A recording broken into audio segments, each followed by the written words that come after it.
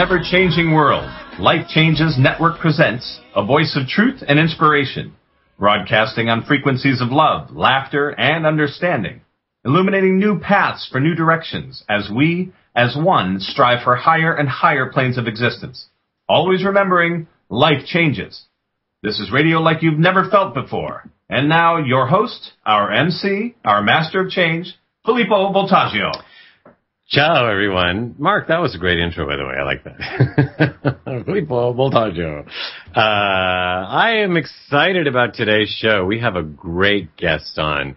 It's Giorgio Tsoukalos. I love that name. It's Greek, of course. And he's going to be talking about Erich von Daniken's book, Twilight of the Gods, which has been making quite a splash, as a lot of Erich von Daniken's books do. But the reason he talks about his book is because they're great friends. He's Eric's right-hand man, and it's 4 o'clock in the morning for Eric right now. And plus, we wanted him on the show for his own right, because he himself is a producer and the star of his own show. And we'll talk about that in just a minute. You know, it's interesting. I recently have had a conversation with a friend of mine who had been having some difficulties for quite some time, actually, 12 years to be exact. And she was telling me, well, she wasn't telling me anything. Well, she'd tell me the same thing over and over and over and over and over and over and over again. And I just didn't know how to help her. And then finally, 12 years after something happened to her that she considered horrible, which might have been a great thing, but she never considered it a great thing, so it never was. And so she dealt with all the issues that she had because that she couldn't consider it a great thing. Anyway, without getting into details, not that any of you know her, but I think the point can be made without getting into the details. I suggested to her that something was happening and that this was a good time for her to do such and such. And she got so cross and said, "No, I can't believe you're telling me this. You're my friend. You know how hard this has been for me. You know that this, and this." And I was now the bad guy because I was trying to help her in a way that she wasn't recognizing, and she thought I was just being the bad guy and not seeing her side when I had known her side for 12 years. And I said to her, "But consider that maybe this, and this." And she said, "No, if this were right, it would happen this way, and it would happen this way, and it would happen this way." And she was trying to convince me that what I was suggesting was so wrong and so bad. And I said to her, "Where are you getting this information? Or why do you have these rules?" And she said, "I have to listen to my gut. And my gut tells me that this is the wrong thing for me." Well, it's hard for me personally to argue against that because I am a huge advocate of people listening to their guts. And I actually didn't know what to say. I thought, wow, if she's listening to her gut, then who am I to say? So we kind of ended the conversation. And then the next day, I called her up and I said, "What have you been listening to these past 12 years? Who has been giving you advice on how to be handling this situation that has caused you so much pain and trauma over the past 12 years?" And she said, "My gut." And then I knew she hadn't been listening to her gut. She'd been listening to her head that she thinks is her gut, because her gut would not have caused her to be in such trauma for 12 years over anything. I just know. And I said, "Well, guess what you're doing now? You're listening to that same head or quote unquote that gut, which has caused you all this problem for 12 years. It's not me who causes the problem or my gut, she says. It's that person. And I said, well, you're talking to the wrong person because I don't believe in blaming anybody for anything, first of all. And second, at least not for 12 years, maybe for a minute. It might feel good or might be necessary for some people, but 12 years. So I said, consider that you haven't been listening to your gut, but you've been listening to your brain. And your brain might have caused you this problem to begin with. And your brain has continued to keep you in this problem for 12 years. And now your brain is not listening to what could conceivably be really good advice. And she said, but I feel it in my gut. And again, that's hard to argue. So I asked her, where do you feel all the other advice you're getting?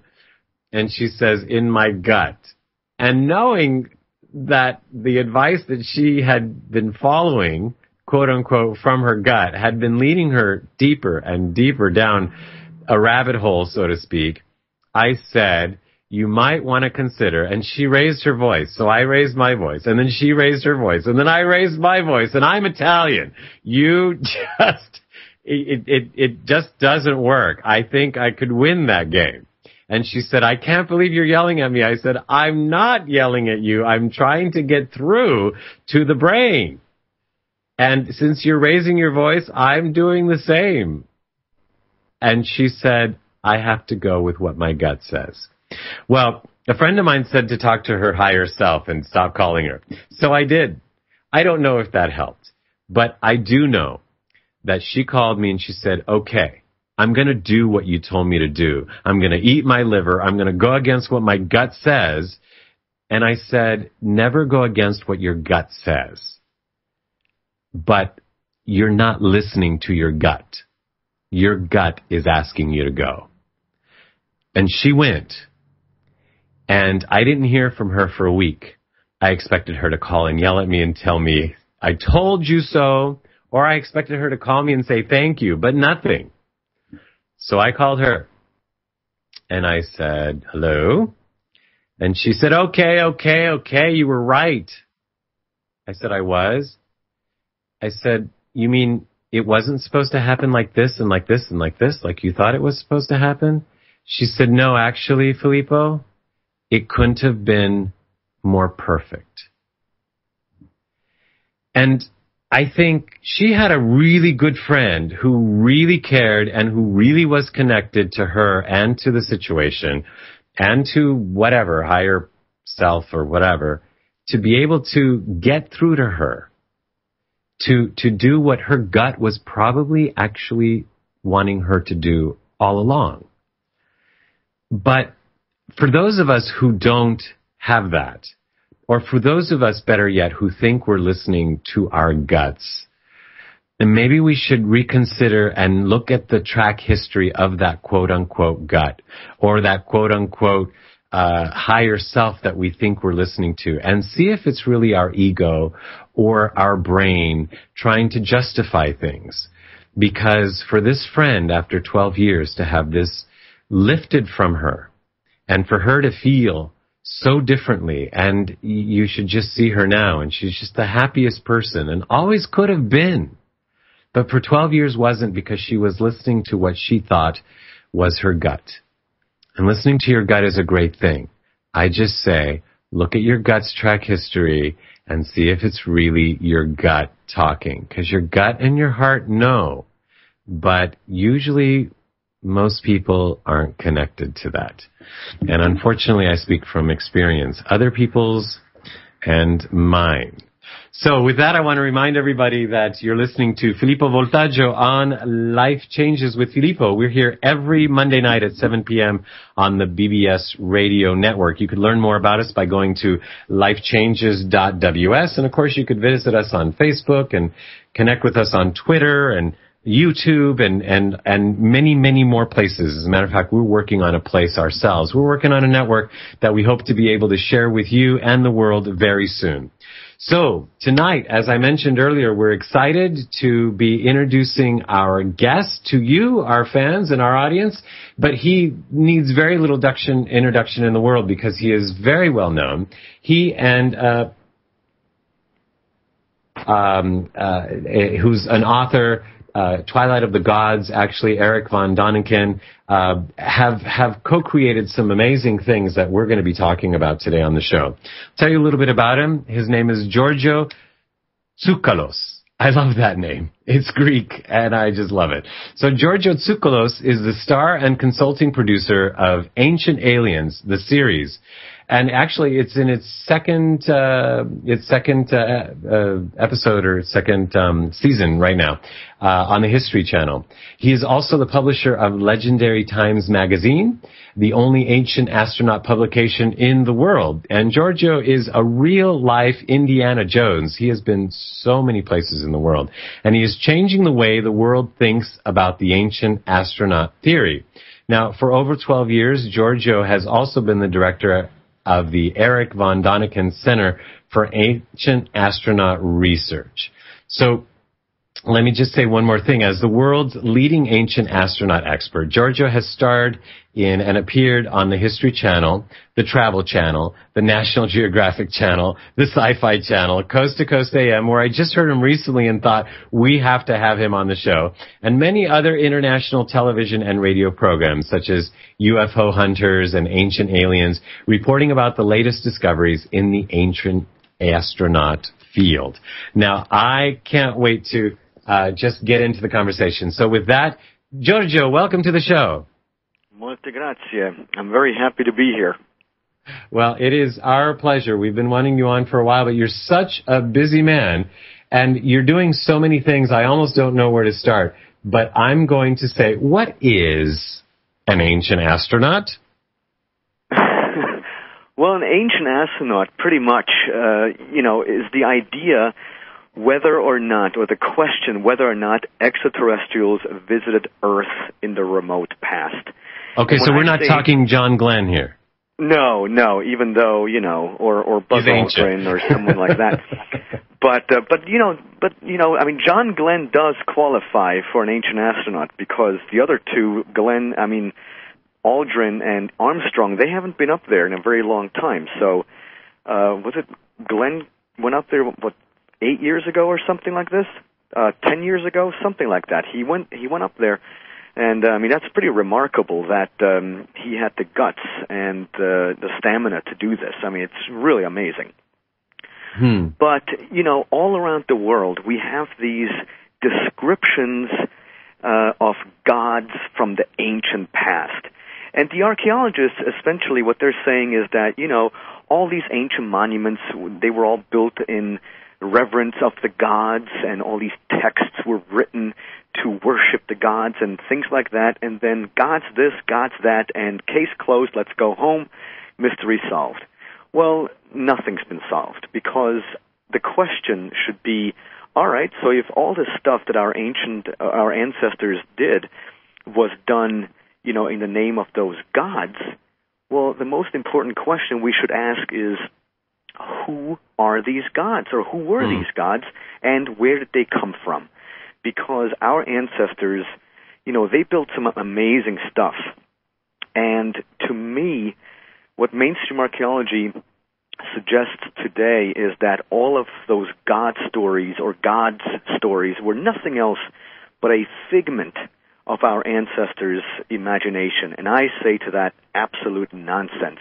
Because if they were just, invisible thoughts, then that is not compelling enough to, for example, build the pyramids or, build a whole bunch of other massive monuments, when the stories behind those monuments always talk about these gods descending from the sky and teaching mankind in various disciplines.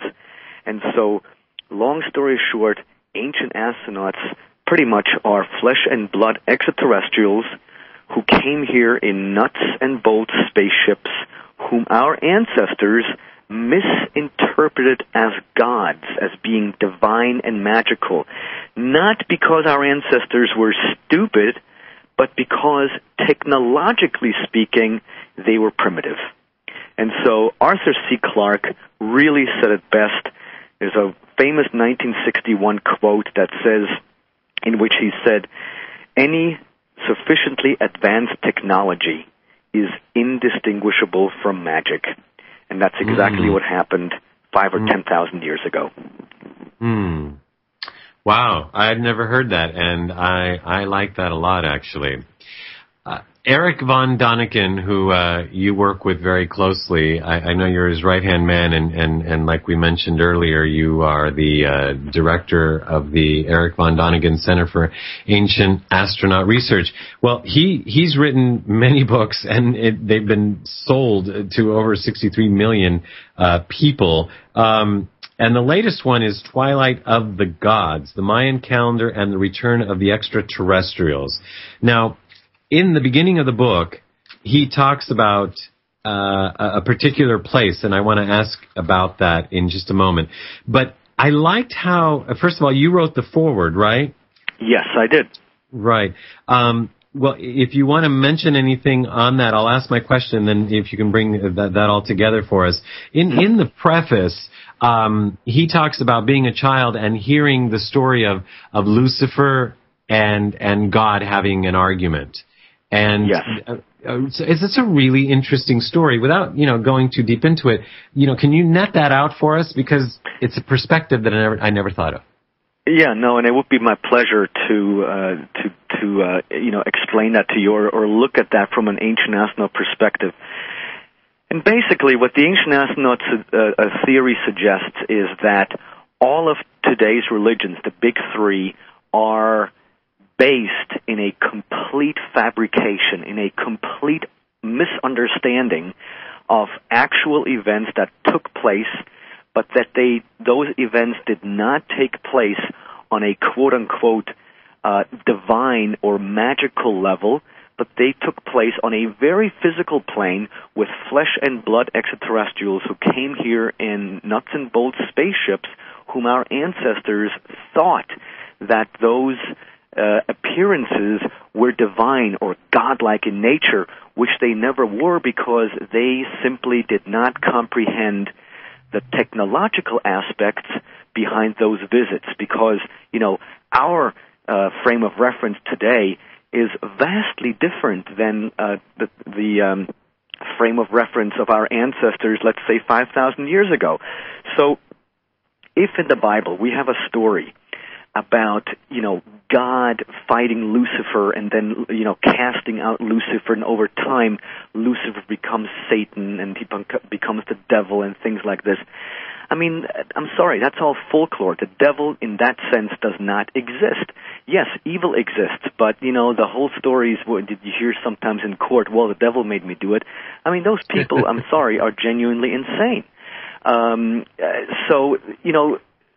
According to the ancient astronaut, first of all, Lucifer means bringer of light, and Lucifer was one of God's quote-unquote angels.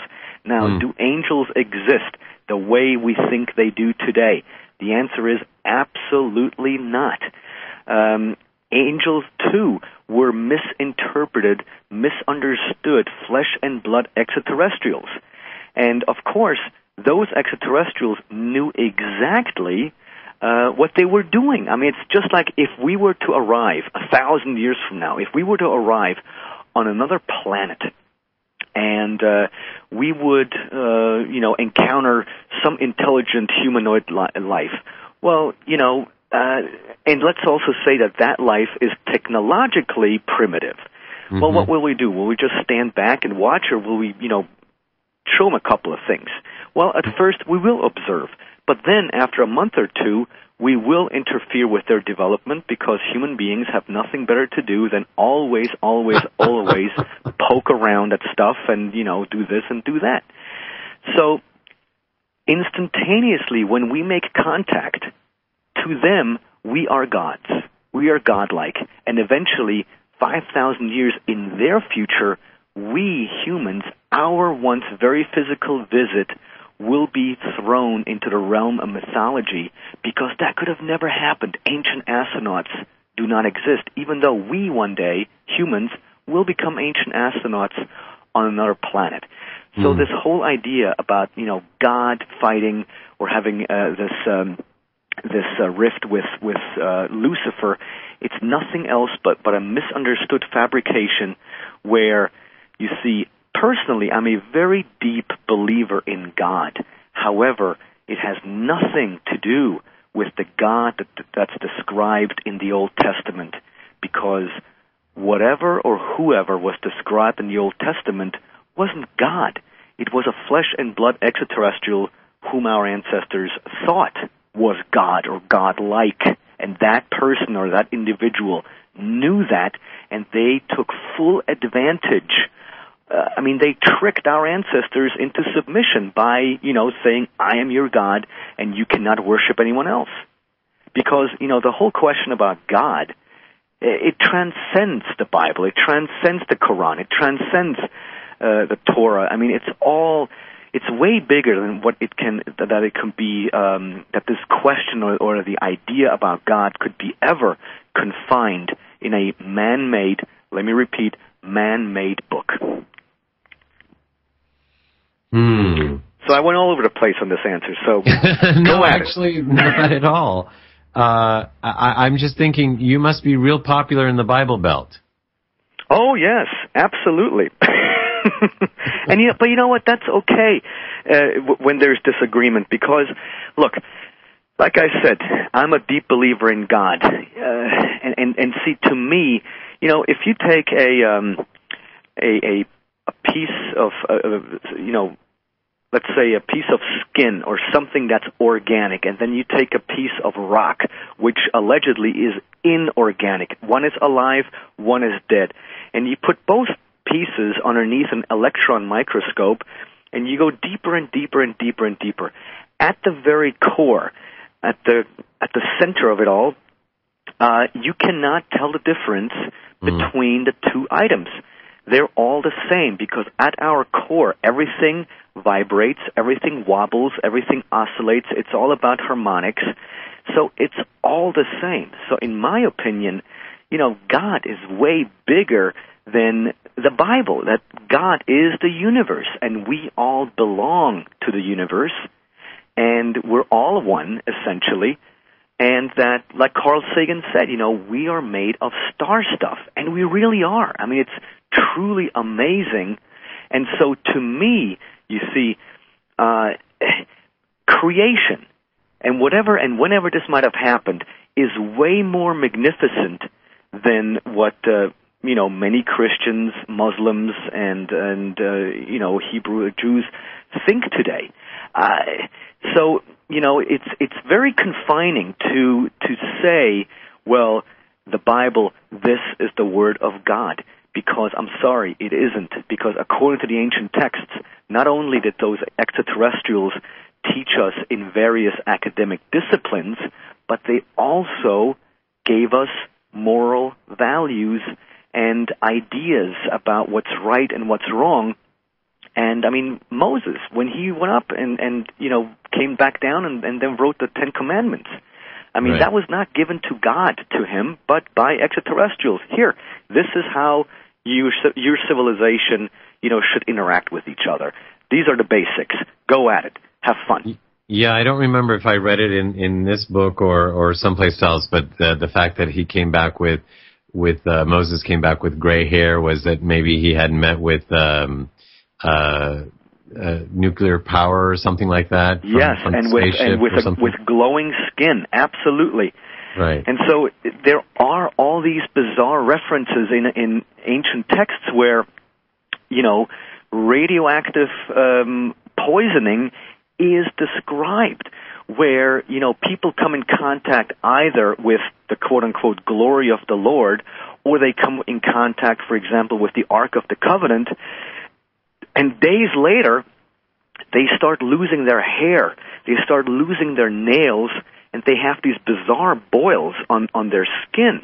And, I'm really sorry. Let's look at that stuff from a modern-day perspective, and there is only one thing that causes these symptoms, and that's radioactive poisoning.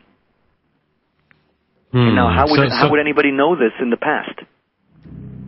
So you're almost saying, like, for example, a child's experience of the world when they recount something that happened, and then this happened, and then this happened, as if it was all magical, and the parent, of course, knows what took place in order to make those things happen for the child to look so magical to them. But you're saying, in a sense, let's grow up and realize that we can't look through the eyes of a child anymore? Yes, absolutely. In fact, just 3 weeks ago, on October 14th, in New York City, for the first time there was once again, not for the first time, but it happens on multiple occasions, but this time it actually made it into the news. There was a massive sighting of 3 UFOs in the sky above Manhattan. And so at night, when that news bit, was reported on the news, for the first time there was no Twilight Zone music in the background. There was no talk about little green men. It was a bona fide news item where people, the reporters, asked, well, what the heck was this? So, here's the difference. If extraterrestrials were to show up today in UFOs or in whatever they would arrive here, we would know instantaneously that those visitors are extraterrestrials, that they are not gods. They might have very superior advanced technology far ahead of ours, obviously, since they can traverse the vast distances between the stars, but they're not gods. There is no reason for us to bow down and worship them with an altar or nonsense like this, because our technological frame of reference today comprehends this nuts and bolts technology of those extraterrestrials that, arrive today or will arrive or are here or will in the future come here or whatever. But that was not the case for our ancestors. I mean, they were highly intelligent because, the brain has not changed in the last 15,000 years. It's all the same brain. But the frame of reference was simply different, and so they had to describe stuff that they saw that was very odd with vocabulary that they had at their disposal at the time.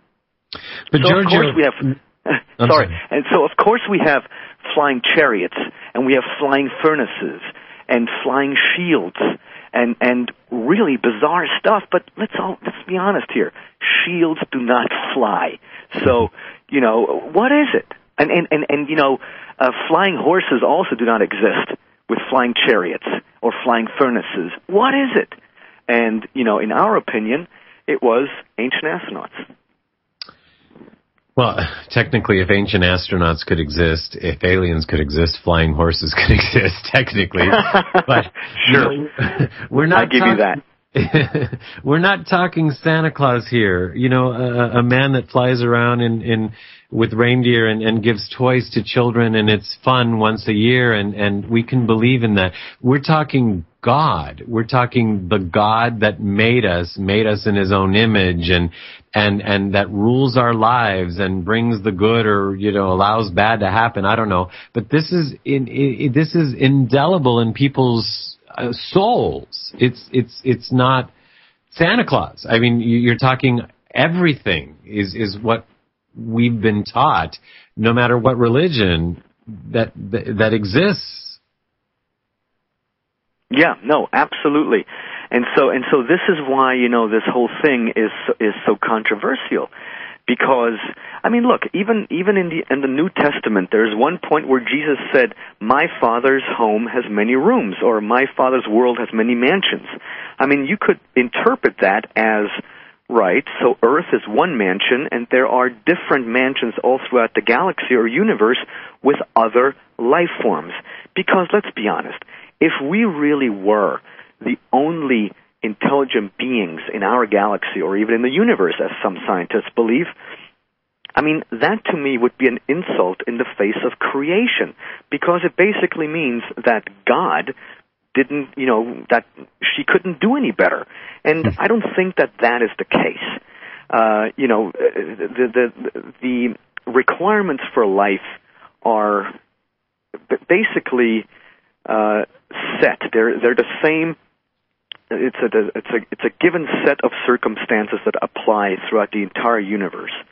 And, if we suggest that the universe is infinite, mathematically speaking, that means that there is infinite life out there. So, to suggest that we're alone. You see, look, in the 1960s, it was very taboo to even talk about extraterrestrial life. Now, it's pretty much accepted amongst mainstream scientists to talk about extraterrestrial life, but what is taboo at the moment is that extraterrestrial life is so far away that there is no way that they could have ever been here or are here right now. Give it another 30 years, and even that opinion will change. Well, you say that with confidence, and I like that. And when we come back, I want to ask you about a particular place that's referenced in the book Twilight of the Gods by Eric von Däniken, Puma Punku. I want to remind everybody that we're talking to Giorgio Tsoukalos, who is the star and consulting producer of Ancient Aliens, the series, and publisher of Legendary Times magazine. As a matter of fact, if you're interested in the magazine, if you're interested in the series, or you're interested in Eric von Däniken's book that we're discussing today with Giorgio, Twilight of the Gods, the Mayan Calendar, and the Return of the Extraterrestrials, you can go to legendarytimes.com. That's legendarytimes.com, times with an S. And of course, you could always get that information if you can't find it or don't know how to spell it at lifechanges.ws, our website, and go to this particular interview, which will actually be up in a few days in our archives for you to listen to and share with all of your friends all of this information. Whether you believe in it or don't believe in it, it's a conversation that we're having that is above and beyond the conversations that we've had on this kind of topic in the past. So I'm really glad to be having it. Want to remind everybody that you are listening to Filippo Voltaggio on Life Changes with Filippo.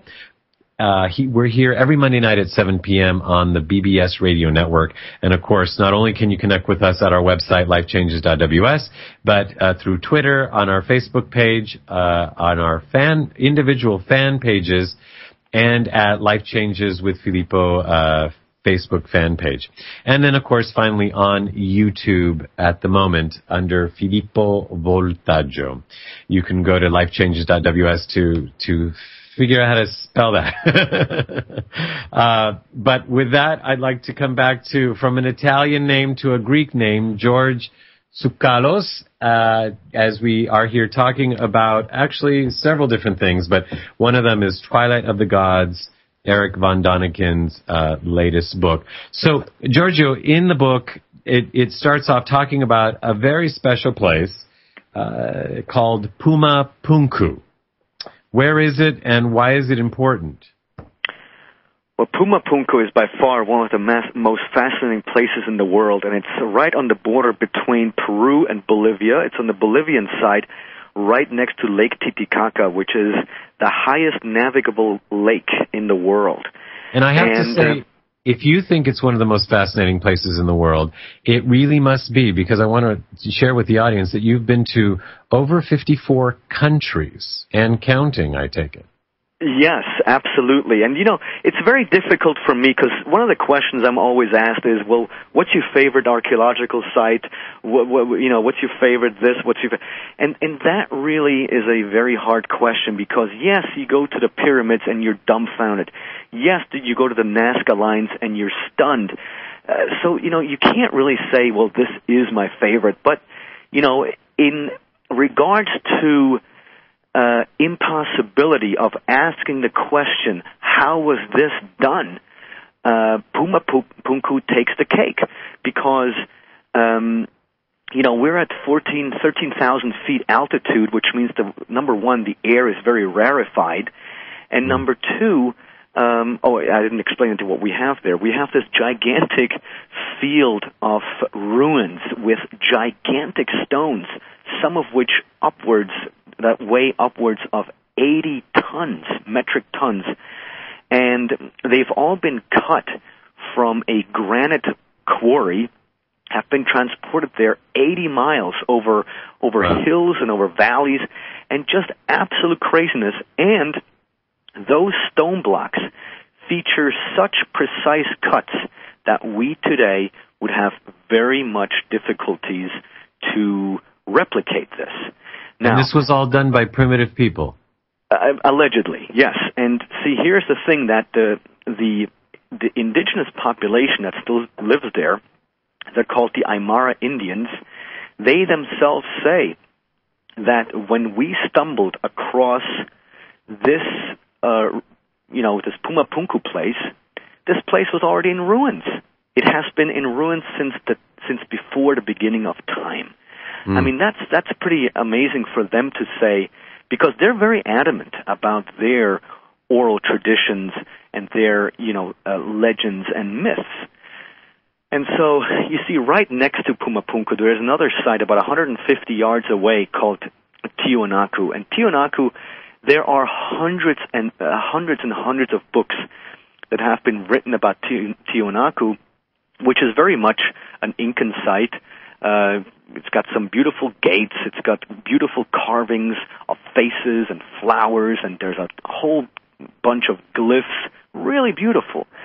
However, only 150 meters or yards away, there you have Pumapunku, and it's completely anonymous. Not a single hieroglyph, not a single carving of a flower or of a face, and it's most certainly pre-Incan. And still today, academics fight with each other because no one knows what the ultimate answer is as to who were these pre-Inca. And we have, you've seen the pictures in the book. I mean, there's some amazing stuff out there that, I've talked to modern-day stonemasons. I showed them these pictures, and then when I told them this is made of granite, they said, look, not even for a big amount of money would I even dare to try to replicate this. Now, who am I going to listen to? The real-life stonemason who cuts stones every day, or the professor? No, this is actually, let's go one step further, actually. Is this the city that was actually supposedly built in a day, something like that? Yes, exactly. And you're referring to some of the local legends that go along with that particular place, that it was all built in one night. Now, was it really built in one night? I doubt it. However, you see, we are not negating or we're not saying that ancient man did not know how to cut stone. Because of course ancient man knew how to cut stone. Because you know what? Most of these monuments are built out of limestone and sandstone and very porous stone. So yes, you can cut those stones with, primitive tools. However, that's not what I'm interested in at all. I mean, God bless them for having cut limestones. It's fantastic. It's great. But what we're saying is that, there's no way that they knew how to cut granite, diorite, andesite, all these very igneous hard rocks, where today, in order for cutting granite, we are using diamond-tipped tools. And, we're told all this was done with copper, chicken bones, and with string. I mean, nonsense, because I'm very much at the forefront of agreeing with many scientists when they come forward with their theories. Because professors and archaeologists, they are doing a wonderful job. In fact, most of the stuff that they do is just fuel for the Ancient Astronaut Theory, not against it. And so the crazy thing is that, they are doing a great job, but unfortunately they are blind or choose to remain blind when the obvious answer is right in front of your nose that we today could not I repeat, could not replicate with our modern technology some of the stuff our ancestors did allegedly with chicken bones. And it's complete nonsense, because the ancient texts are saying that most of these ancient monuments were in fact built by human beings, but with the assistance of the guardians of the sky. And the guardians of the sky had these quote-unquote magical tools that they taught mankind how to use. And mankind built this stuff, but it wasn't, the tools weren't magical. It was a misunderstanding. It was pure technology, advanced technology. Certainly an iPhone or something like that would be magical to people even 50 years ago, 60 years ago, before computers were invented. So I understand where you're going. And you mentioned Ancient Aliens.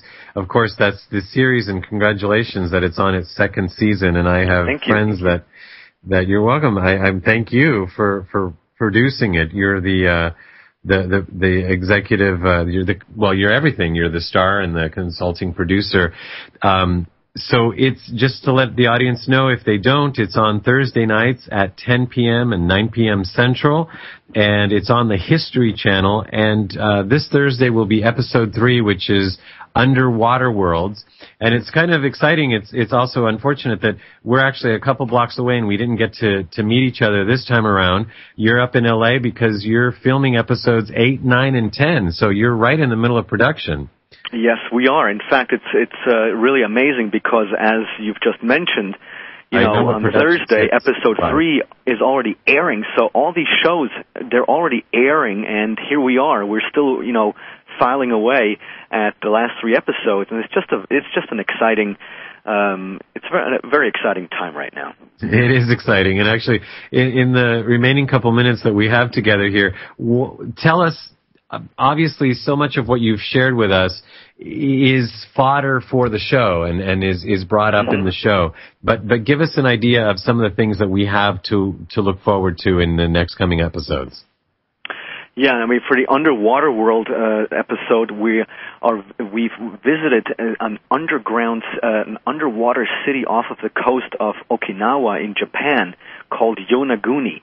And it's about 6 to 20 feet underwater, and it's this massive structure that obviously, was carved out of a natural formation, but the steps and the blocks that we see or will see definitely have been cut and were man-made, artificially. And also off of the coast of French Brittany, there are many, many stone circles that are now submerged underwater. And even more exciting, off of the coast of India, over 10 cities, big cities, have been found that are now completely underwater. So what does that mean? Well, it's 2 things. Either our ancestors had scuba gear while they were building the stuff, or it was done when the water levels around the world were much lower. And that was 14,000 years ago. According to mainstream archaeologists, 14,000 years ago, we were sitting up in trees munching on bananas. As monkeys, right? I get that. So you can't have it both ways. And why would you, even if you did have scuba gear, what on earth would propel you or compel you to build a city underwater? It makes absolutely no sense. So the bottom line is that our history is way different than what we're being taught in school today. And all we do is we ask questions. And if some of these questions are uncomfortable, so be it. It's okay. Well, you know what? Thank you for bringing up the uncomfortable topics and having us look at things very differently. Just before we go here, we have our producer, Mark Lejour, who's sitting here, has been with great interest listening, and he has a question before you go. Yes. Thank you. Hi, Giorgio. How are you? Very well. How about you? Wonderful. Thank you for all the wonderful information. I resonate with everything you say. I became a fan of yours through the Ancient Aliens series. That was the first I'd come to learn of your work and what you're up to, and I applaud you for that. I have a bit of a scientific background myself, and I look at things from what I call as the law of probabilities. What's possible, the same way, and I have long had a challenging look at things like these monolithic structures. My father worked at NASA for 30 years, and I've been around a lot of science, and I have a pretty good idea of what is possible, what we are capable of doing, etc. So I really enjoy your perspective on these things, and then even more importantly, that you've been there and witnessed them yourself. I think my question is my curiosity that has to do with the very topic you were talking about in terms of these structures that are now being largely discovered and explored underwater. And then you get back into those misinterpreted lore and mythology and a lot of the ancient scripture. My question is, we have looked at, I'm going after the theories that surround Atlantis and other early or ancient civilizations. Do you believe, or is my thinking congruent with yours, that the possibility exists that Atlantis was not a city off the coast out there in that one location, but yet maybe a part or a central capital or the representation of a global civilization where these types of structures seem to be too closely matched in their technology and being discovered all over the world, and that there may be an overlap there with not only the discovery of the architecture and the monolithic structures, but also then the history and the travels of Noah and the Ark and things of this nature. Yeah, no, and you just mentioned something very significant in your question, and that is that, globally, the further you go back in time, the more the masonry style is not necessarily the same, but it is actually, or similar, but it is actually identical. It doesn't matter if you go to South America, or if you go to Egypt, or if you go to Europe, or if you go to the Scandinavian countries. There are Inca walls all over the world, for example. Even, now we call them Inca walls. In the past, we used to call them, or they were used to be called Cyclopean walls or giant walls and things like this. And so, yes, is it possible that Atlantis played a role in this? All I can say is that a possible answer or possible answers are given to the Atlantis question this Thursday. So please tune in and you'll see what I mean. But at the same time, in our opinion, it is as if all of our ancestors went to the same masonry school because, not only did they build in an identical fashion, but, while they were at it, logic would suggest that if you want to build something and you're, technologically speaking, quote-unquote primitive, that you would start out small. But you see, the deeper you go back in time, the larger the stone blocks are. Down in Baalbek, Lebanon, there's a stone that weighs approximately 1,800 tons. And our ancestors allegedly moved this stuff around with chicken bones and with string, and that's complete nonsense to even No, it was on their that. back, Giorgio. Oh, I'm sorry, yes. And they also used wooden rollers. Oh, right. which I forgot to mention, the wooden roller theory, for example, does not even work in Pumapunku because we're at 13,000 feet. That means we're above the natural tree line. There never were and never will be any trees up there where you could have, cut off a forest and used the tree trunks as wooden rollers. So, it is, look, something happened in our past, and that's the question that we're trying to answer. That's the mystery, the quest that we're after, because it's certainly not the way we think it was. And I think this is the time when mankind awakens to these things. And I think it's a very amazing time to be living in right now. Indeed, and Giorgio, something is happening in our present because you are bringing up this information and raising these questions and helping us find some answers. And we appreciate you at Life Changes, and we're so glad you joined us today in the middle of your busy production schedule. And we look forward to having you on again and hopefully getting to meet you in person and doing something live. Absolutely. No, it would be my pleasure. Totally. All right, Giorgio. Have a great evening. Thanks again. Thank you. Thank you for the opportunity. Bye-bye. Our pleasure. We've been talking to Giorgio Tsoukalos, the star and consulting producer of Ancient Alien, the series, and the book we've been discussing is Twilight of the Gods, written by Eric von Däniken. So to learn more about him, you can always go to our website at lifechanges.ws, but theirs is legendarytimes.com. Mark, isn't that fascinating? No, I absolutely think it's fascinating. You know what's even more fascinating to me the more I listen to him talk is that this isn't a normal way of thinking. No. That it's all around us. As if you watch that series, the symbology that exists, the physical limitations that we even have today with our modern technology, using modern in quotes, and yet we pass that off and continue to argue over information that isn't even relevant to these topics. That's like being hungry and driving past trees and trees of apples and pears and saying, I'm so hungry, there's no food. We're looking for answers, and some of the clues are right in front of us. It's a very good point. I think this is one thing that we're learning. I know it's a topic that you and I have shared, and we talk about this to some of our guests, which is seeing what you're ready to see. And I think that's what it comes down to. And so it's a very much part and parcel to the awakening that's going on.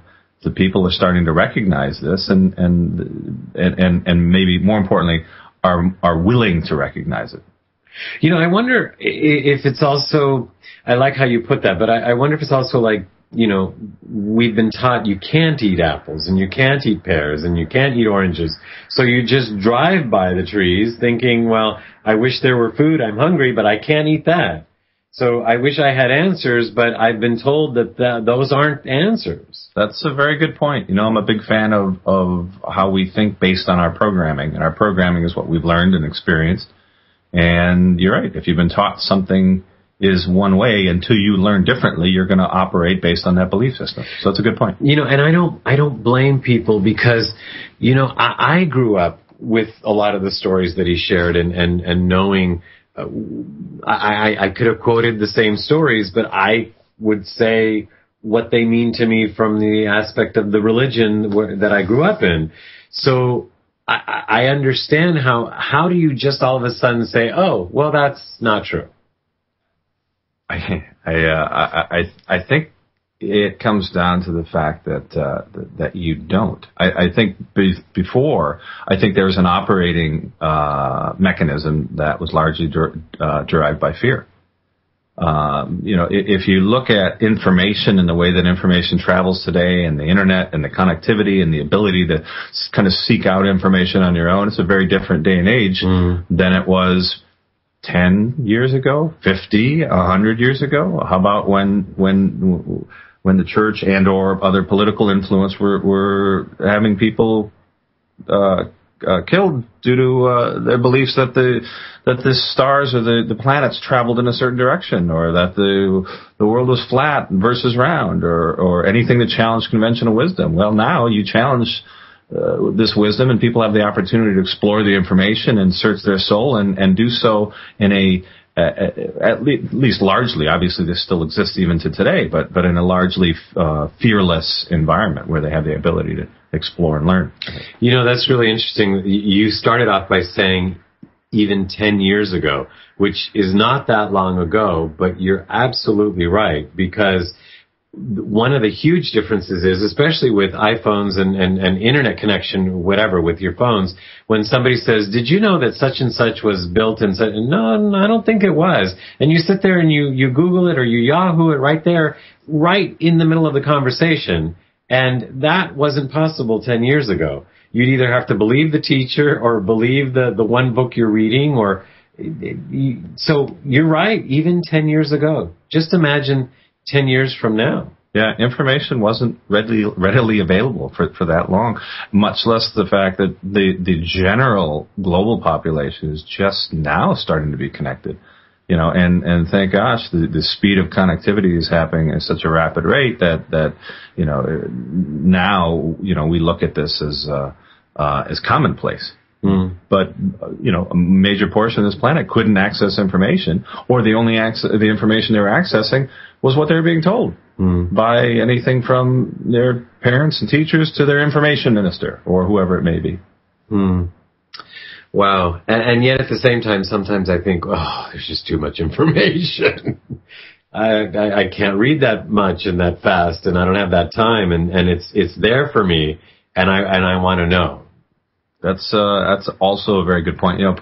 For all the good the technology has done, we have created such a complex environment, and that's what comes from that is the stress and how many people say, boy, I wish I didn't have my pagers or my phone, or I'm always available, and now we carry our whole office on our hip and our smartphones and our iPads and our whatever devices we have, because 24 hours a day we can access. We have a global banking system. We have global businesses. We can be reached all day long. We have lights, so we can work at any hour of the day. So we have the speed and the ferocious nature of our lives is by part and parcel to that same technology. And as some would say, that's the good news, and that's the bad news. But actually, there is news, and that is that our show is it's time for us to close, and I could go on for hours, and we have these conversations. This is the kind of thing that we personally care about, and that's why we're doing this here at Life Changes. And we are excited that you enjoyed our guests. I did, Giorgio Tsoukalos, and I know you all did because I'm getting emails already. And you're going to enjoy our next week's guest, who is going to be John Michael Capaldi, who is a famous psychic out of Scottsdale, Arizona. And you'll learn more about him next week, or you can go to our website at lifechanges.ws to learn more about him. Remember, keep the conversation going during the week by visiting us there at our website or on Facebook or on Twitter. We love to connect with you. And we just want to remind you that today's show has been made possible in part by our sponsors, Ion Ways Water Systems and Love and Miracles.